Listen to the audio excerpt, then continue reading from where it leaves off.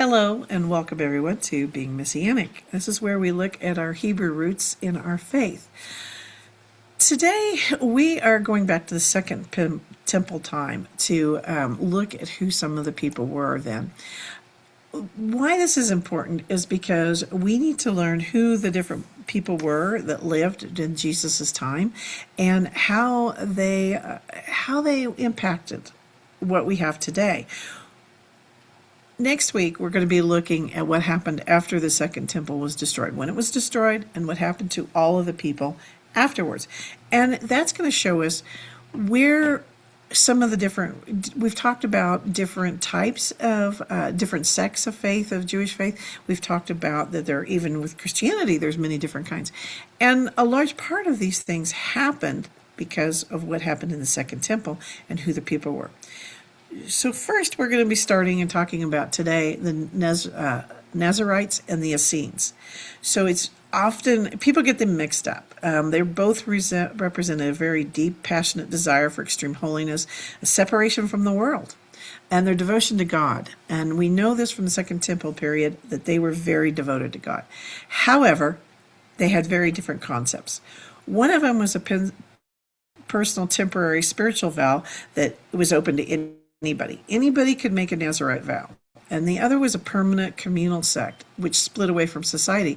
They actually lived away from Jerusalem, and they lived out in the desert. They were completely different. So that's what we're looking at today.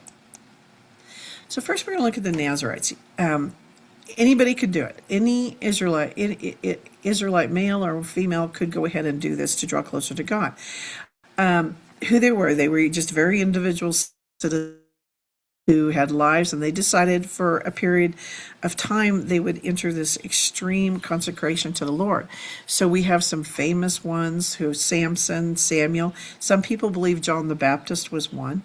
But during the time of their vow, they could not drink or consume wine, anything from the grapevine. That included grapes, raisins, or even vinegar, because vinegar came from the wine.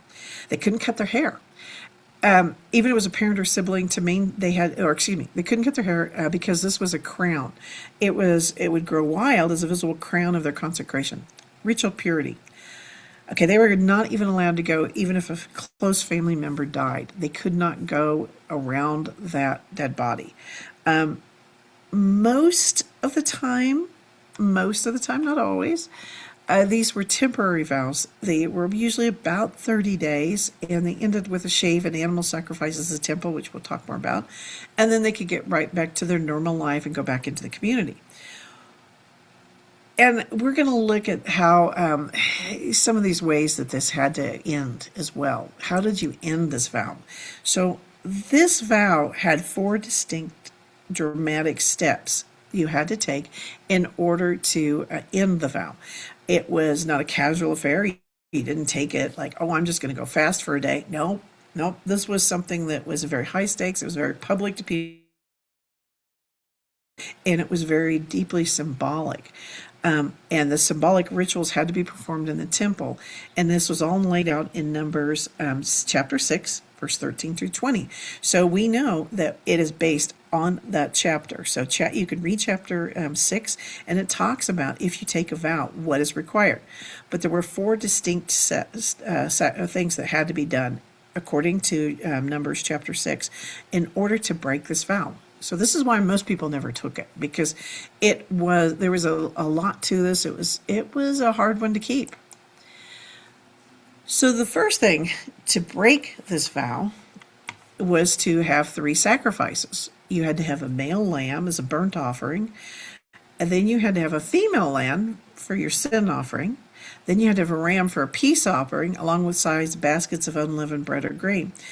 And what's interesting about this one cracks me out, because the sages have debated for a long time why they had to have a sin offering, because they argued they were denying themselves. Rashi, one of the rabbis that I've talked about, has argued that they were consecrating themselves. They were denying themselves the good things that God had created, like wine, but they had technically committed a minor sin against their own body by doing this vow. So they had to balance this by having their spiritual relationship by their physical relationship by having a sin offering, and that's why they did that. And it's a very technical aspect to it. The next thing that they had to do is the shave. The most visible and the dramatic movement is occurred at the entrance of the tabernacle or the temple. And this is when their hair would have grown long and thick and wild during their vow, had to be completely shaved off. This hair was considered holy, so you couldn't just throw it away. Instead, it had to be placed in the fire blazing underneath a peace offering sacrifice. So you had the hair, which is burning, and then the peace offering is laid on top of it. So it's, and again, this is in Numbers chapter 6, where they have to do this. Then the step 3 is the priest wave offering. And in this one, the priest would take the boiled shoulder of the ram along with the cakes of unleavened bread and place them directly in the hands of the Nazarite. So the person that had done the vow. And the priest then placed his hands on the Nazarite's hands and performed a wave offering before God, officially lifting the restriction. Then the next thing that they would do is have a sip of wine, because they couldn't have any wine or grapes or anything like that. So the whole thing was concluded after that, when the text in number 6 in verse 20 actually talks about, and after that the Nazarite may drink wine. So drinking this first cup of wine was the ultimate sign the veil of absolute consecration had been lifted, and they once again had become a citizen. So before we move on, I am going to do one thing that I did not plan on doing, but I am going to do it very quickly. So pardon me while I pull this up. Okay. I just got that I need to read Numbers chapter 6 for you, the Nazarite vow. And I didn't realize I didn't have it in here, but I've decided that I do need to read that particular scripture to help us understand it a little bit better. And as I said, it is in Numbers chapter 6. So when we go down here, and now is the law of the Nazarite when the period of their dedication is over. They are to be brought to the entrance of the tent of meeting. This is verse 13. And they are to present their offerings to the Lord, a year-old male lamb without defect or burnt offering, a year-old ewe lamb without defect or sin offering, and a ram without defect for fellowship offering. Verse 15. Together with their grain offering and drink offerings, and a basket of bread with the finest flour without yeast, the thick loaves of oil mixed in.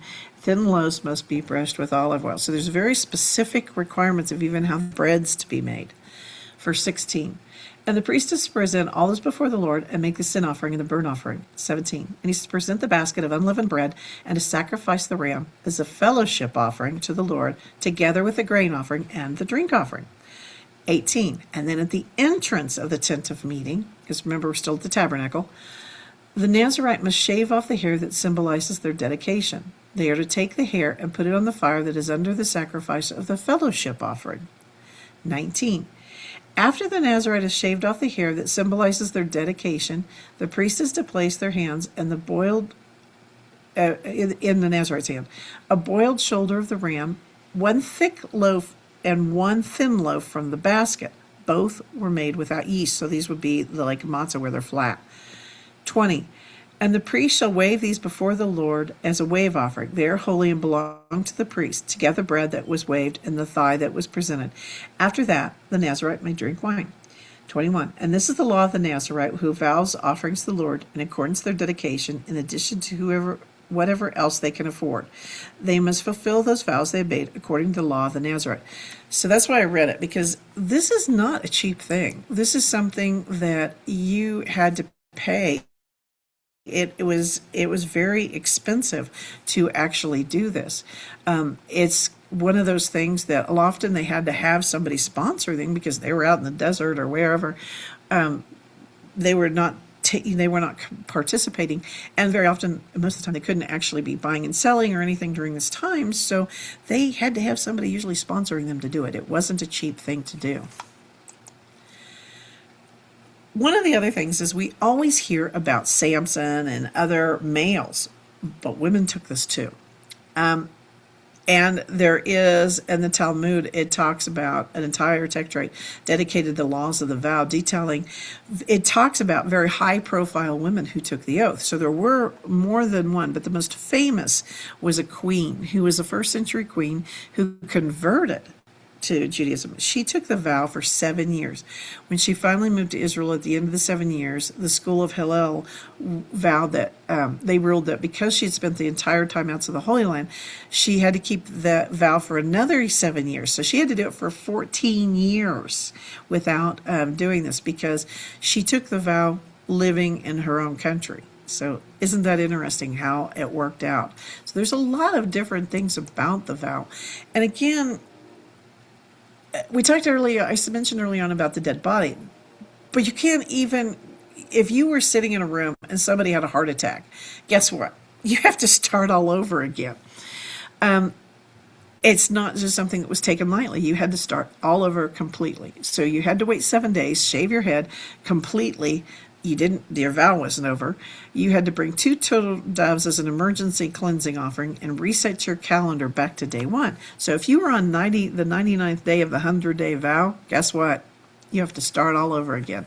And you have to do the full 99 days, or full 100 days.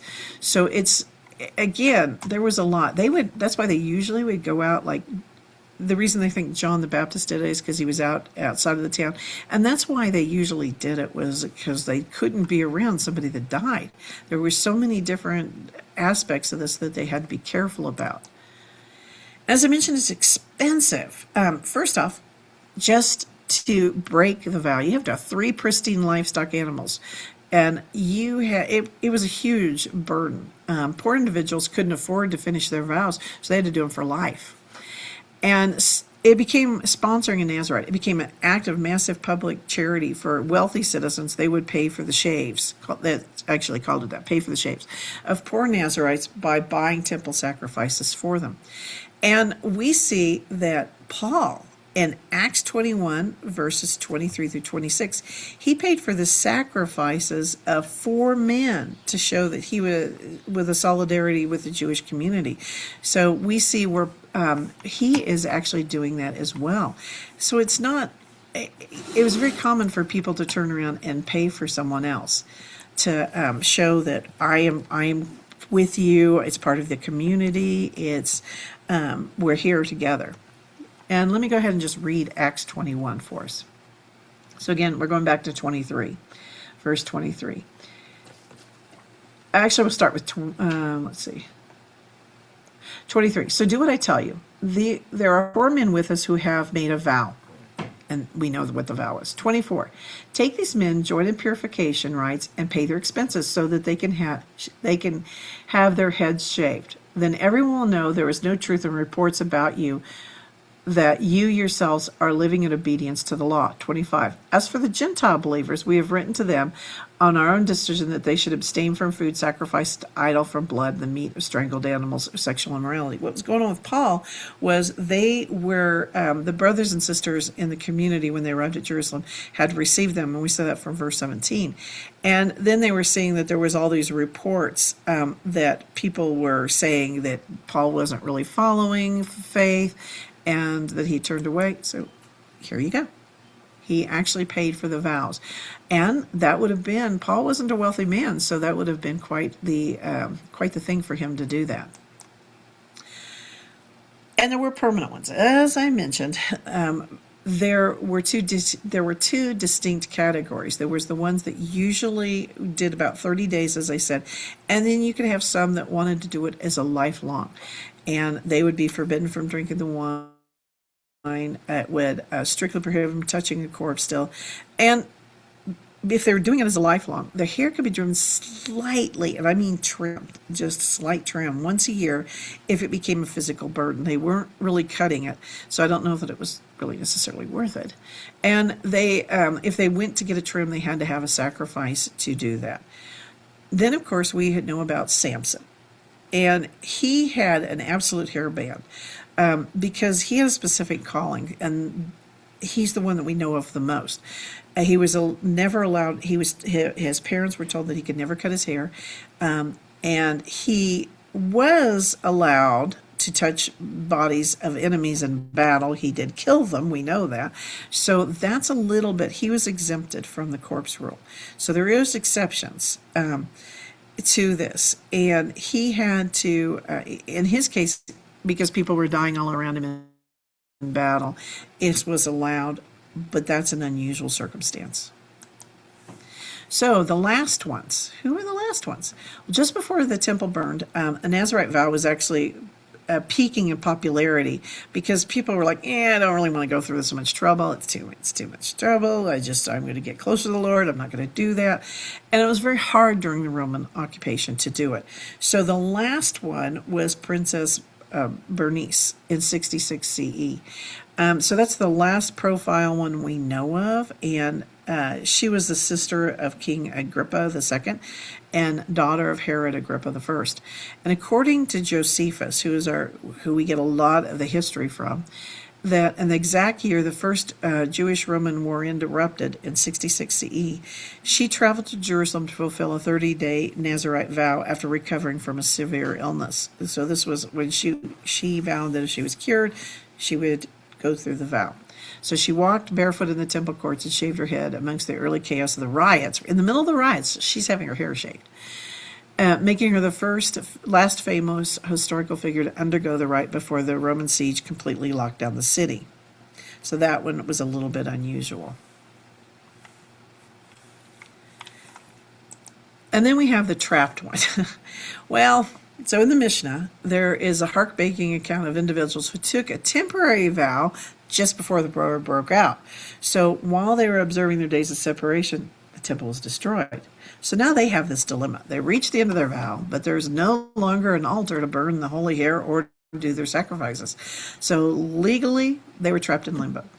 Finally, a rabbi, a Nahum, retroactively dissolved their vows by asking him, had you known the temple would be destroyed, would you have made the vow? If they answered no, he released them. So that's what he did. It was kind of a little clause because these were people that had made a vow, but yet there was nothing they could do. So what about the templeless one? So after that, following the temple destruction, the Sanhedrin strictly and very strictly discouraged people from ever taking it because you would never be able to never make it end. So do we have them today? And this is the problem today. If a person takes it today, it can never end until we have a temple. And we don't know how they're going to do it if they're going to allow it when the temple is built. So there's a big question mark about that. In another class, I had said that there was somebody who did this. There was Rabbi David Cohen, and he lived from 1884 to 1972. He is the very last one of the modern era that is known.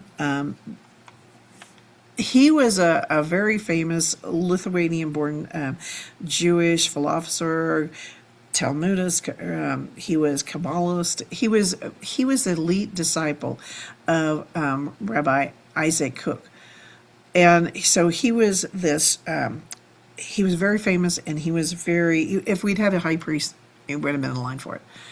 But he took this vow during World War I because he was moved by the sheer spiritual weight and tragedy of the global conflict. He took a comprehensive Nazarite vow. Because there was no temple, he committed. He knew, and he was very aware that he would not be able to stop this. So he went ahead and took it because of World War I. He felt that he needed to. So for over half a century, his hair and beard grew completely uncut. He never had any wine, grape products, or proximity to a corpse. He could never go to a funeral. He could never preside over a funeral. He could never be there. He took this vow a step further by practicing a radical silence, speaking only in Hebrew. He refused to speak at all from the beginning of the month of Elul to the conclusion of Yom Kippur. So he went a whole period of time without he went quite a bit of time there without speaking at all. And he also just adopted a very strict vegetarian lifestyle because he had a very big compassion for animals as well. So when he passed away in Jerusalem in 1972, he was buried in a very specific ritual ceremony that respected the immense sanctity of his lifelong vow. And he is what is considered the gold standard if you want to be a modern literal Nazarite and what it would look like. So he is the standard of if you took the vow today, what it would look like. And again, you need to live in Israel to do it. So, kind of an interesting one, huh? So while they've all been almost completely, there are nobody. I could not find any record of anybody. Is there some out there? Who knows? But there is a culture that adopts in the Nazarite laws and uses Samson as their core tenet of spiritual identity. And this is where they avoid chemical razors, the cultivation of dreadlocks. They have dreadlocks. And they have traditional dietary laws against alcohol are directly modeled on this. So it's an interesting aspect that there is kind of a Rastafari Nazarites who actually take this a step following onto this. So it's an interesting take on it. Okay, so I talked about the next group. It's the Essenes. The Essenes, they were a very unusual group. They were predicting the end of the world, and they flourished from the 2nd century BCE to the 1st century BCE, and we'll know why.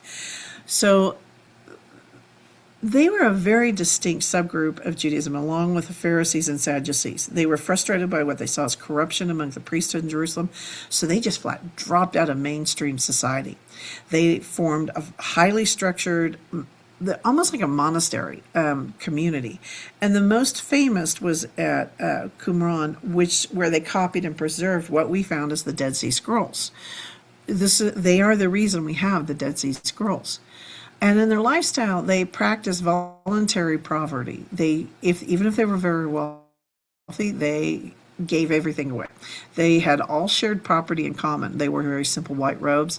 They practiced constant ritual immersion in water. So they did the they did a mikvah, is what we call it. But they did baptismal washings very frequently.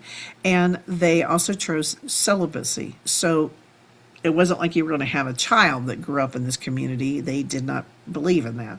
So it was a permanent commitment to a counterculture community. It wasn't just the temporary oath like you see with the Nazarites. However, it's very easy to trace the end because when the whole movement met a collective, catastrophic, total dead end when it happened. So how did it end? Well, unlike the Pharisees, which we're going to learn about next week, who escaped, the Pharisees, when the temple was destroyed, they negotiated an escape. We'll talk about that. And the Christians had fled. So they took the Essenes took a very radical, unyielding path they were a militant, very apocalyptic sect, literally waiting for the end of the world. So they had a very different ending for them. The Library of Essenes contained all these famous documents and war scrolls. And so they talked about a final cosmic 40-year war and predicted the sun and lights, the Essenes, would join forces with the heavenly archangels to completely annihilate the sons of darkness, the Romans, and the corrupt priests. So it's a very unusual aspect of it.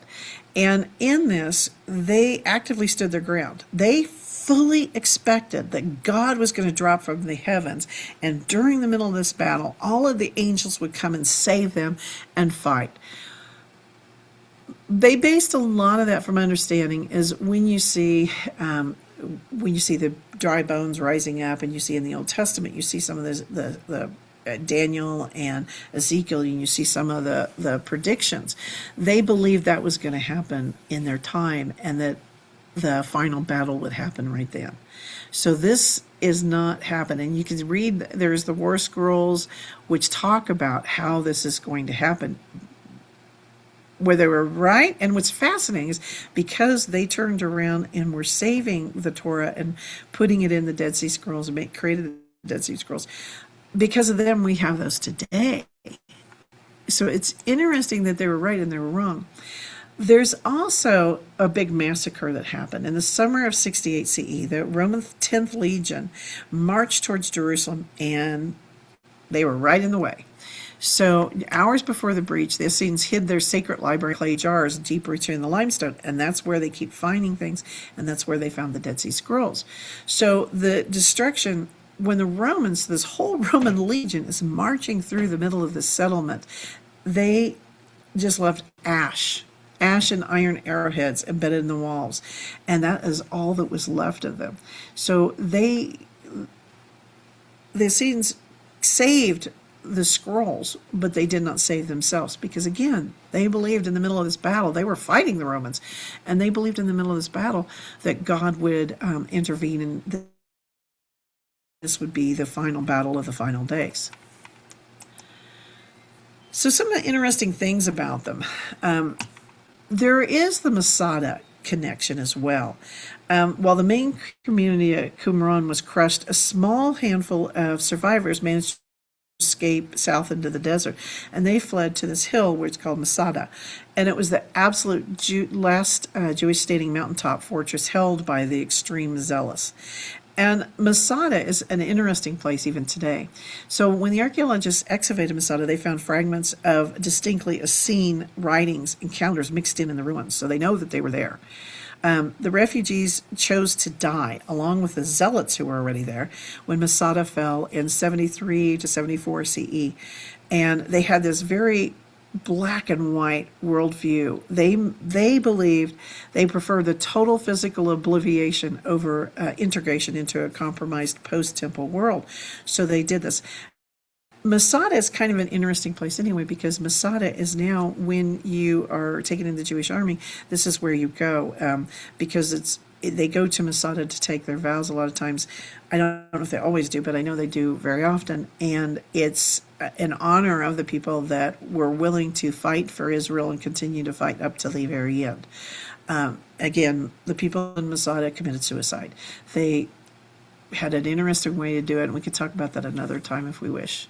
But it is, you should, if you're interested, look up Masada. So did any escape? As I said, yeah, it was not probably nobody at Masada escaped that we know of.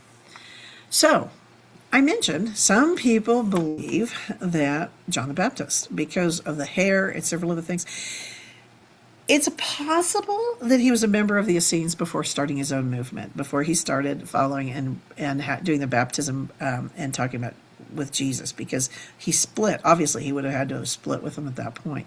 He practiced very similar habits to them. He had the wild desert diet.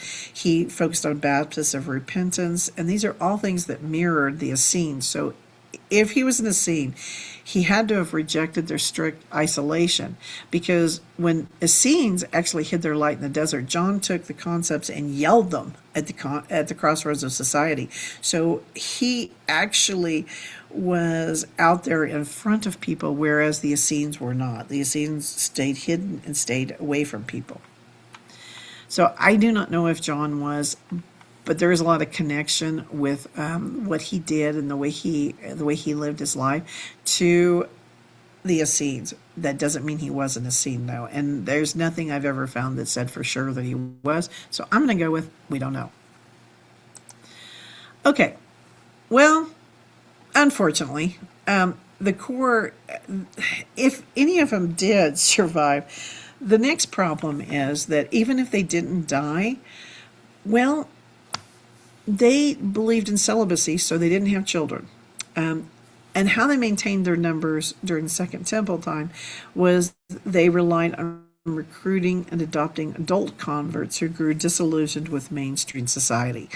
And there was also the demographic collapse. Once the war disrupted their networks, they had no way to reproduce, and so there was no way to get converts, because who wants to go to a community, if you had a community still, who wants to go there when you already know the Romans had destroyed it, and it is a very limited, and the temple's gone. People were leaving. This week we're going to talk about what happened to the people. So it's kind of an interesting. So it completely collapsed.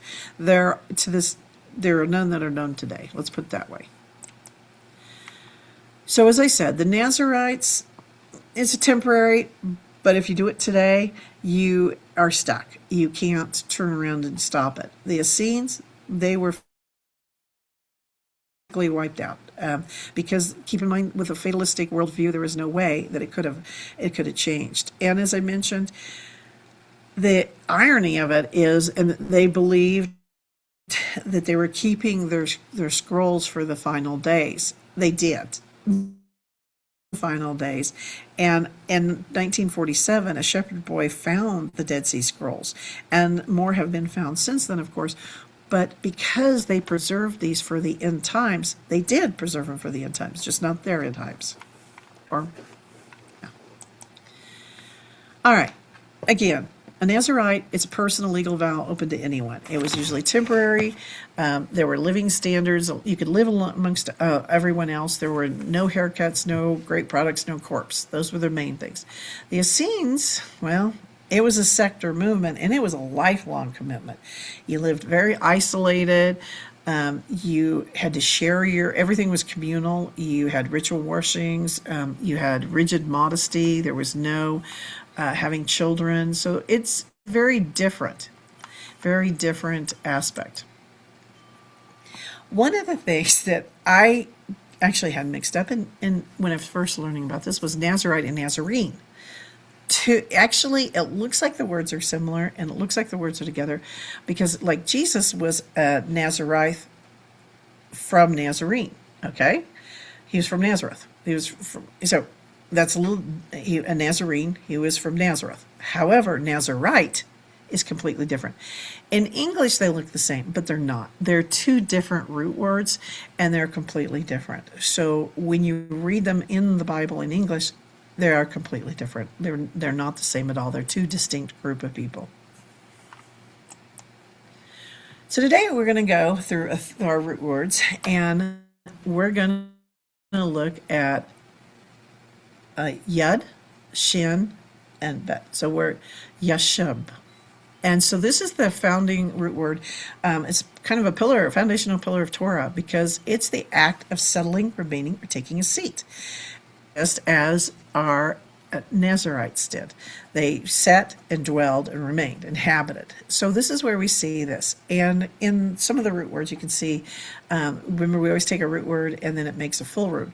And Veshev, he dwelt or settled. And they see this in Genesis 37:1. And Jacob dwelt in the land of his father's sojourns. So we see the dwelling. We see this. And then we also have the settlement or dwelling place. We take the root word again, and you can pay it more. Moshav is where you have the settlement or dwelling place. And you see that throughout the Torah, where it talks about where a community resides, like in Exodus 12:40, and then you see the Israelites in Egypt. So we see that even today, where you can have a community agricultural settlement, and that's what it's called. And then you see the yeshivas even today, where they're called academies. And so this is probably the more famous root word that we see coming from the root word, where we see the act of sitting to learn and gaze to this. So you see where these two words, and you'll hear them even today. You'll hear both of them today. Like I said, I hear yeshiva much more than I do the other one, because it's academy of where you're learning to go for study. So they're very beautiful words. What's interesting is you also have the earthly and the divine dwelling. And when you're looking at the root words, it can talk about the dwelling place for humans. It can talk about the dwelling place for God. So we see the human dwelling, where it describes our need for stability, a physical home. But then in Psalms, you see where he who sits dwells inhabiting the praises of Israel in Psalm 22:3. So you can also see the divine dwelling. And you would also see this when we were talking more about the temple and the mercy seat, and where the Ark of the Covenant, you're seeing that. You'll hear it described in those ways. So kind of a cool way to do it, and how you can see the word. And a little bit more, I broke it up a little bit better for you, where you can see, like in Genesis 37:1, where Jacob established a permanent home, marking a transition, and where you also see the physical habitation of a settlement, but then you also see the academy. So you can take this one little root word and That's why it has 350 plus occurrences in Torah, because that root word, it's like taking a root word in our English language, where we take part of a word and then we add on to it to give it an action or to give it a place. And that's what they're doing here. And it's a beautiful root word for that reason. All right. As I said, next week we are going to be looking at what happened to all of the people that were in the during the temple time when it was destroyed. So that's where we're going with this next week. But I am more than happy to take any questions or comments today about the Nazarites or Essenes. Anyone have any questions today or comments?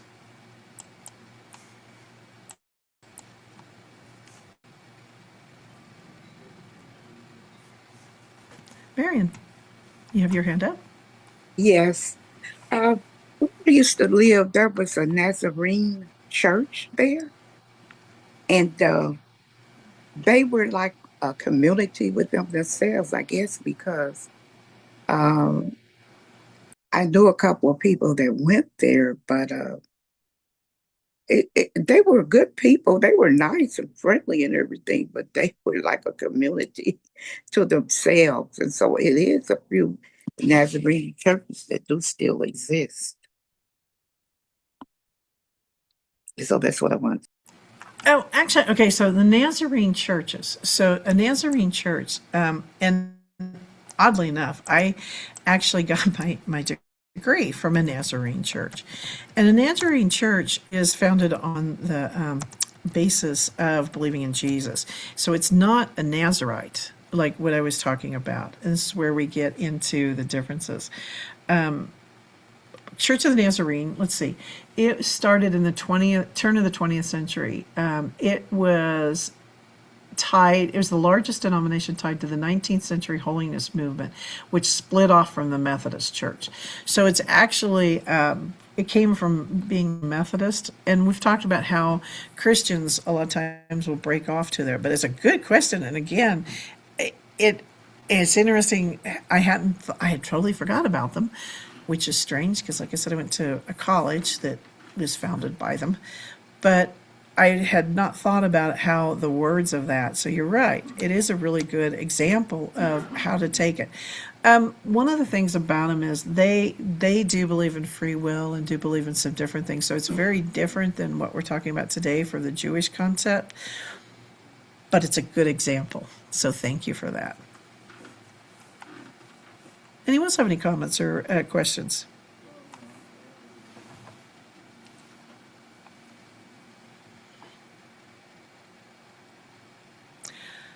Like I said, today was kind of an unusual one, but it's going to matter more for next week to kind of get it in our heads, and me in particular, to get in our heads the differences between the different people. Because I can tell you that when we get to next week, it's fascinating how the everybody dealt with the. Oh, let me stop sharing. Everybody dealt with the end of the temple in a different way, and we've talked in the past about the Pharisees and Sadducees and the scribes. You know, these were the ruling groups. They were the ones making the rules, making laws, and a lot of the interpretations we have today came from them. And this is also what Jesus was fighting, was because he said they had become too legalistic. And I can tell you, for one of the groups, there was a large group of the people that had become more lawyers and more things like that. Okay, those in Acts 21, did they start without knowing how to end the vow, or did they need someone beforehand would do this? Well, the way, it doesn't tell us completely. Keep that in mind. But in Acts 21, let me see if it tells anything before that. I don't believe it does. No, they would have known. They would have known they had to do it. But here becomes the problem. In Paul's time, they also started really pushing first Christianity.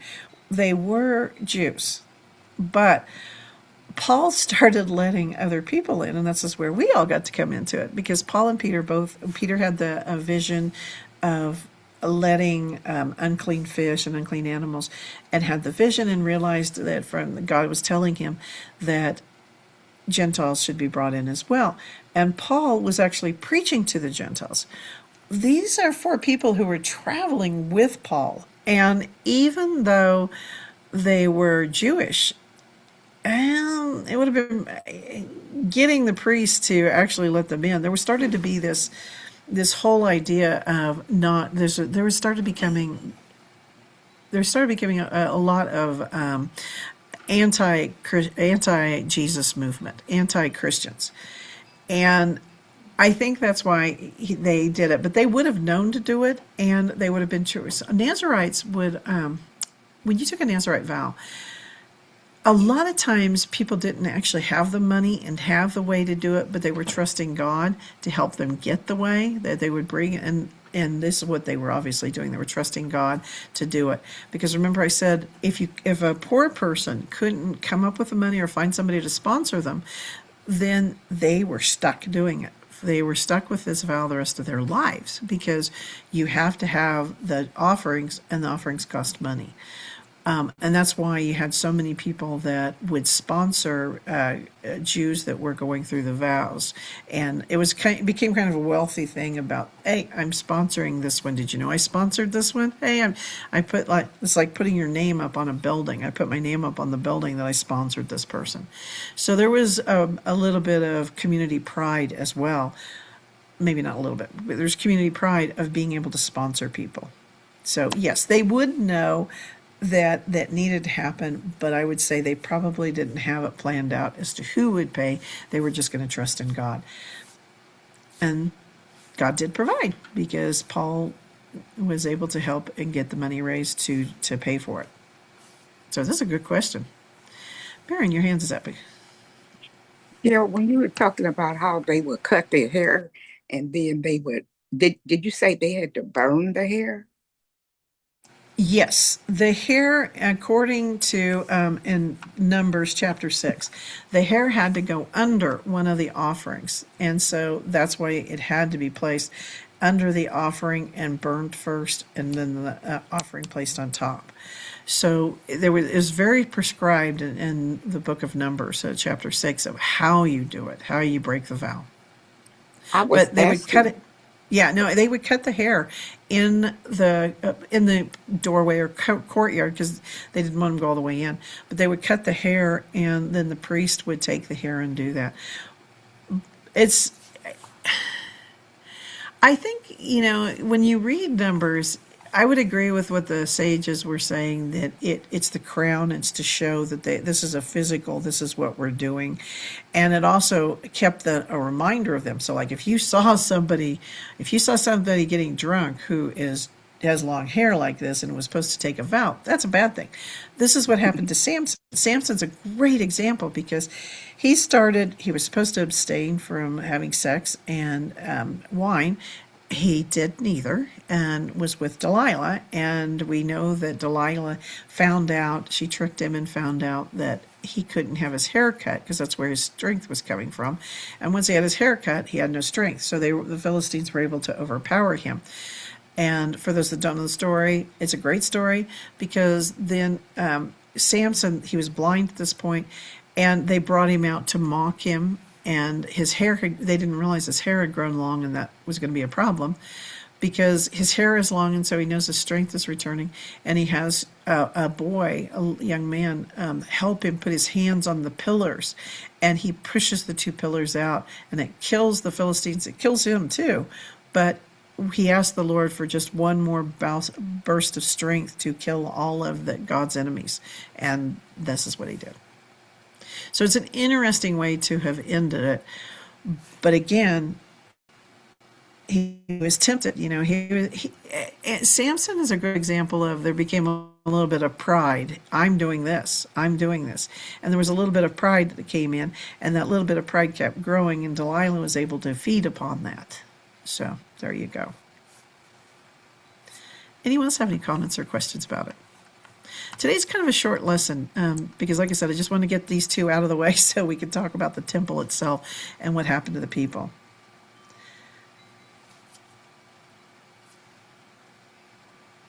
And since there doesn't look like it to be anymore, as I said, next week we're going to look at the temple destruction and the post-temple. I think you're going to find it very interesting how people, how they dealt with the burning of the temple. We've talked about in the past that one of the things about the temple, I'm not going to include this next week, but one of the things I've always found fascinating about the temple is we've talked about in the past about how much gold and how much the inside of the temple and the Holy of Holies was lined with gold.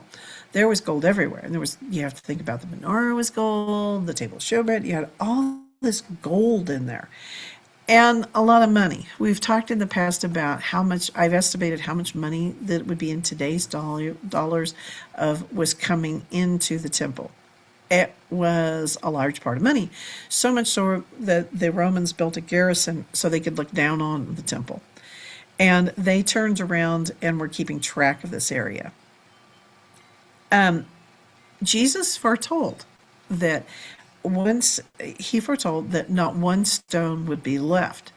And for those that have not heard this lesson, what happens is that the Romans, when they conquer, they turn around and they burn. They set fire to everything. The gold melts down into the rocks, and then they take, probably slaves, they take the rocks and break them up and break them into bits so that they can get all the gold out, because now the gold is solidified it's no longer in the room, it's all solidified into the rocks, into the cracks, and they break all the rocks up and get all of the gold out. So that Jesus said that not one rock would be left, and he was right. All of the rocks were broken because of the gold in the temple. And during that time, it was such a radical change because there was so much wealth, and there was the Pharisees and the Sadducees in particular were ruling the area and really controlling the daily lives. And Jesus warned us about the burden that was putting onto him. And this is why you have the Essenes who say, no, I'm going to leave this and go out in the wilderness. And then you have the Nazirites who are taking vows to try to get back to holiness. So you do have groups of people who are going against the mainstream, which would have been the Sadducees and Pharisees. So you have a group of people who are going against the mainstream, and yet they also were impacted completely by the temple destruction. So it'll be an interesting discussion, I think, next week. And let me see, I have one more. Okay, in Acts 23, the men who took a vow to kill Paul, hold on, let me look up in Acts 23.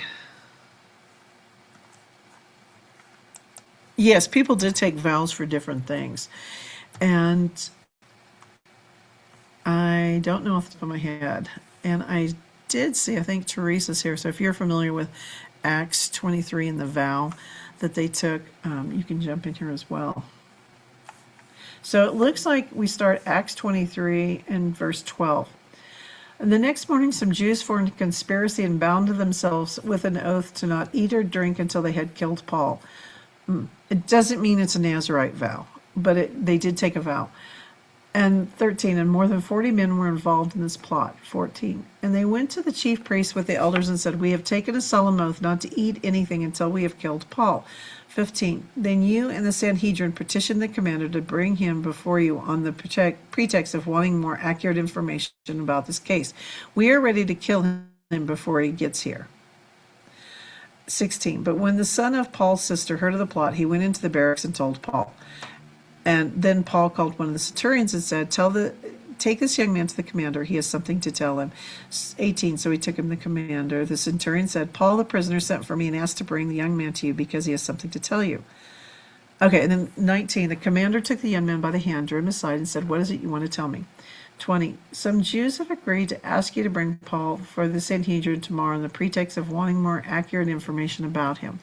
21, don't give in to them because more than 40 of them are waiting in ambush for him. They've taken an oath not to eat or drink until they have killed him. Now you're ready, waiting for your consent to the request. Okay. And the commander tells him not to say anything. So that's a good question. If they could they turn around and would they be able to eat or drink going forward? Well, that let me just look here.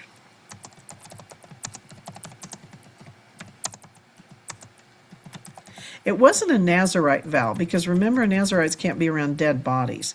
So I know I can tell you that it's not a Nazarite vow,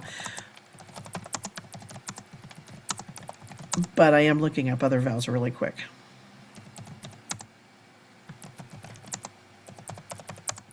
I believe, if I remember right, I believe this is a vow that could be broken. It's called a harem or curse, seeing they would neither. Since they failed to kill him, it raised a great practical question: did they starve to death, or did they find a loophole? Legally and historically, within ancient tradition, yes, they could absolutely not eat. Okay, but they didn't have to starve themselves just because the plot failed. There is an I was thinking this. There's a loophole where there's an absolution of vows. So the rabbinic law especially recognized people made it impulsive or impossible to keep vow or an oath. And we've talked about the Mishnah, which is a collection of legal traditions, actually has an entire section dedicated to vows. And the Nadrim 3:1 outlines vows of incitement or vows made impossible external circumstances. It states the unforeseen events made a vow impossible to fulfill, the person is released from. So they would have had to go to the rabbis and go back to them and say, we failed, which they would have known because Paul never showed up in front of them. So they would have said that an act of God, the Roman army, prevented us from fulfilling our oath, making it impossible. So then the rabbis would have issued an absolution. It could have been a small ritual, a prayer, repentance, or a sin offering at the temple for making the rash vow. It was very discouraged to make oaths, and it even is today, to make oaths, because words have consequences, and so that's why they try to keep from doing it. This was a great question, though, and one I had not thought about, so thank you for that one. But the fact of the matter is, they turned around in this one. It is something.